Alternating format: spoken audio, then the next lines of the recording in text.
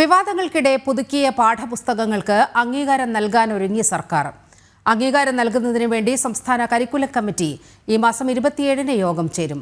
2, 4, 6, 8 ക്ലാസുകളിലെ പുതുക്കിയ 128 ടൈറ്റിൽ പാഠപുസ്തകങ്ങളാണ് അംഗീകാരത്തിനായി സമർപ്പിക്കുന്നത്.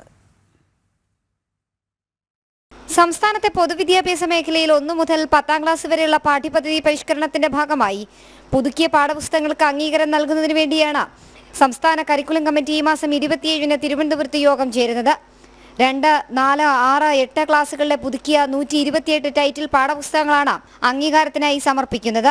10ാം ക്ലാസ്സിലെ 77 ടൈറ്റിൽ പാഠപുസ്തകങ്ങൾക്ക് 2024 ഡിസംബർ മാസം 19-ന് ചേർന്ന സംസ്ഥാന കരിക്കുലം കമ്മിറ്റി യോഗം അംഗീകാരം നൽകിയിരുന്നു.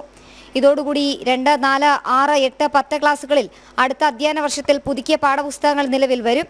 1000-ലധികം വരുന്ന അധ്യാപകരുടെ സേവനം ഉപയോഗിച്ചാണ് പാഠപുസ്തക പരിഷ്കരണ പ്രവർത്തനങ്ങൾ സമയബന്ധിതമായി പൂർത്തീകരിക്കാൻ കഴിഞ്ഞത്. ഈ പ്രവർത്തനങ്ങളിൽ പങ്കാളികളായ മുഴുവൻ രചനാ സമിതി അംഗങ്ങളെയും യാത്രാബദ്ധയും പ്രതിഫലവും ഉടൻ തന്നെ നൽകുന്നതായും മന്ത്രി അറിയിച്ചിട്ടുണ്ട്. വിവിധ കോണുകളിൽ നിന്ന് വിമർശനങ്ങൾ ഉയരുന്നതിനിടെയാണ് പുതുക്കിയ പാഠപുസ്തകങ്ങൾക്ക് അംഗീകാരം നൽകാൻ സർക്കാർ ഒരുങ്ങുന്നത്. ജനം, തിരുവനന്തപുരം.